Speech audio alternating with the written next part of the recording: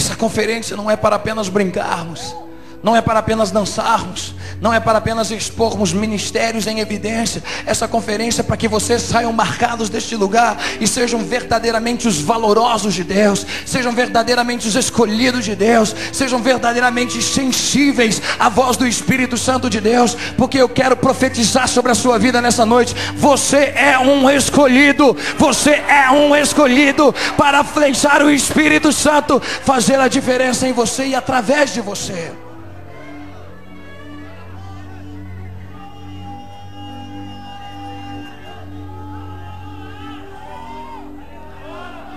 Quantos já encontraram o livro de Ageu, capítulo 2? Digam amém. Os que trouxeram a Bíblia, digam amém. Os que não trouxeram, digam misericórdia.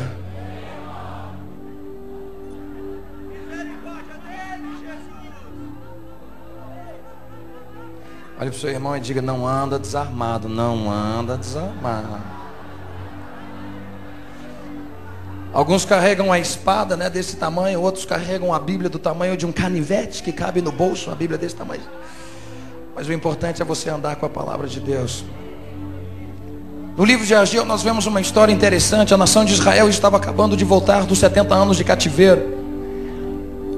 E o desejo deles então foi de, em primeiro lugar, nós vemos isso no primeiro capítulo, reconstruir a sua vida, reconstruir as suas casas, reconstruir os seus lares, reconstruir os seus negócios. Quando o Senhor levanta um profeta chamado Ageu, e esse começa a profetizar no versículo 4 do capítulo 1: é para vós tempo de habitardes nas vossas casas, apaineladas, enquanto esta casa fica deserta. Ora, assim diz o Senhor dos Exércitos: aplicai os vossos corações aos vossos caminhos. Semeais muito e recolheis pouco. Comeis, mas não saciais, não vos saciais. Vestivos, mas ninguém se aquece. O que recebe salário, recebe-o para pô-lo num saco furado. O Senhor estava levantando um profeta para dizer: olha, o que vocês estão fazendo é importante, mas não é mais importante do que eu. Não é mais importante do que a minha casa, não é mais importante do que a minha presença. Ele levantou um profeta para dizer: olha, cuide da minha casa. A mensagem dele era essa: cuide da minha casa e eu cuidarei da sua. Cuide da minha casa e eu cuidarei da sua. Cuide daquilo que é meu e eu cuidarei daquilo que é seu. E nós vemos, encurtando a história, capítulo 2, versículo 3, que depois deles começaram a construir. Versículo 3 diz: quem há entre vós os sobreviventes que viu esta casa na sua primeira glória? E como vedes agora, não é esta como nada em vossos olhos comparada com aquela? Eu creio que os sacerdotes estavam ali dizendo: olha, nós fizemos o máximo que podíamos, nós investimos o máximo que podíamos, mas nem se compara a grandeza, nem se compara ao esplendor, nem se compara a riqueza que havia no templo de Salomão. Alguns deles haviam experimentado, haviam visto com seus próprios olhos o espetáculo que era o templo de Salomão. E talvez alguns deles estiveram ali na dedicação do templo de Salomão, quando a glória do Senhor encheu a casa. E os sacerdotes não puderam se colocar de pé, mas todos os esforços deles, todas as lutas, todo o investimento, aparentemente aos olhos nus, não capacitou eles de fazer com que aquilo que havia acontecido há 70 anos atrás pudesse acontecer mais uma vez. E eles estavam entristecidos. A gente tentou, mas não conseguiu. Aí o Senhor manda um sacerdote no versículo 4 para dizer: olha, esforça-te, Josué, filho de Jeozadak, sumo sacerdote, esforçai-vos, todo o povo da terra, diz o Senhor, e trabalhai, porque eu sou convosco, eu sou convosco, eu sou convosco. Diz o Senhor dos Exércitos: é esta aliança que fiz convosco quando saístes do Egito. O meu espírito habita no meio de vós, não temais.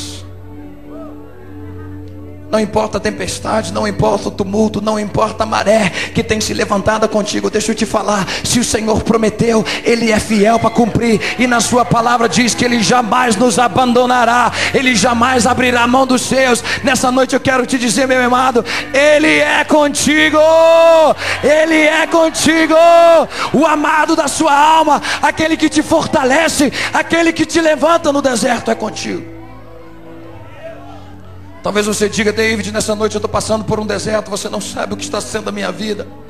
Meu irmão, deixa eu te falar, se você está passando por um deserto, alegre-se, porque Isaías capítulo 43 diz que é no deserto que Deus abre caminhos. Isaías capítulo 43 diz que é no deserto que Ele faz os seus rios fluírem. Então, se você tirar os olhos de si e olhar ao seu derredor, você vai ver que tem um rio de Deus fluindo perto de você. Você vai ver que tem um caminho que Ele tem aberto perto de você. E você vai ouvir a voz do Espírito Santo dizendo: vem, vem, vem, vem mergulhar em águas profundas, vem mergulhar no rio profundo, vem nadar no rio de Deus. Lucas capítulo 1 versículo 80 diz que foi no deserto que João Batista foi fortalecido e cheio do Espírito Santo de Deus. Nós vemos tantos personagens. Foi no deserto que João Batista aprendeu que todas as suas fontes estavam em Deus.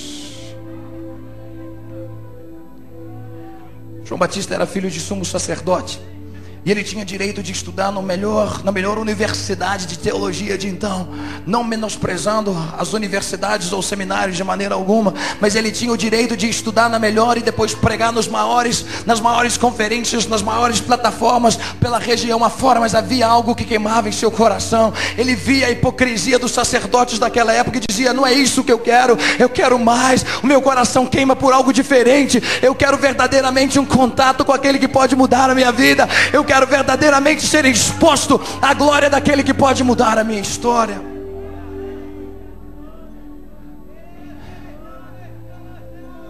Se você está passando por um deserto na sua vida, quer seja na área financeira, quer seja na área familiar, quer seja em qualquer que seja a área sentimental, ou seja lá qual for, ministerial, eu quero te encorajar nessa noite, meu irmão. Existe um rio fluindo pertinho de você, existem águas profundas fluindo pertinho de você. Tire os olhos de si mesmo e comece a mergulhar.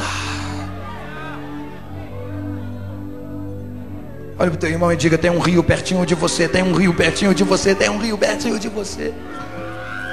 O Senhor prometeu e Ele jamais te abandonará. Ele disse: amado, eu sou convosco. Foi essa promessa que fiz. Eu sou convosco, eu sou convosco, eu sou convosco. É só você se tornar sensível à sua voz. É só você parar e você descobrirá a voz. João Batista, João capítulo 3 versículo 29 diz: a noiva pertence ao noivo. Ele diz: olha, agora minha alegria está completa, porque eu ouvi a voz do meu amado. Foi no deserto que João Batista aprendeu a ouvir a voz do seu amado. Foi no deserto que João Batista foi fortalecido pelo Espírito Santo. Foi no deserto que ele começou o seu ministério. E eu creio que o Senhor está chamando alguns de nós para sermos fortalecidos no deserto, para sermos cheios do Espírito Santo enquanto caminhamos pelo deserto, para as grandes coisas que Ele tem preparado para aqueles que o amam. Eu não sei se você sabe, mas as nações do planeta estão olhando para o Brasil e dizendo: tem alguma coisa diferente acontecendo naquela nação. Tem algum mover extraordinário do Espírito Santo acontecendo no meio dos jovens daquele país. O que é?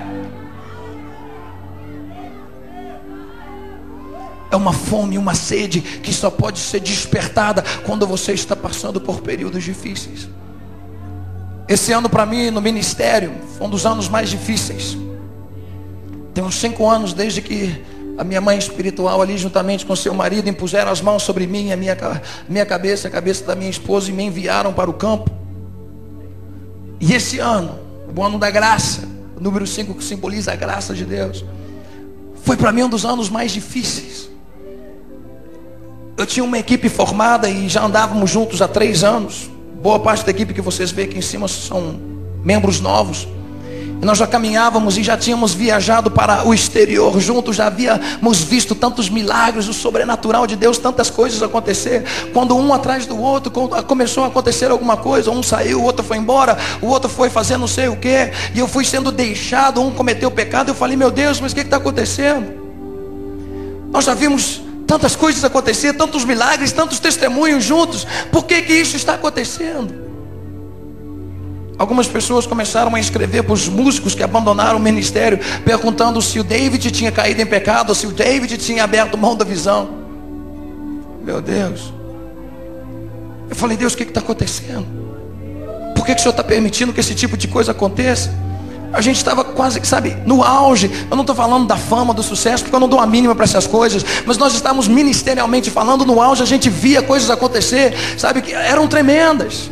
Pessoas sendo libertas, curadas, jovens sendo tocados, restaurados, pastores que nos odiavam há anos atrás, vindo e nos abraçando agora, porque a gente era assim meio radical demais. E de repente o ministério começa a desmoronar, de repente as coisas começam a ir de mal a pior. E eu passei por um deserto terrível.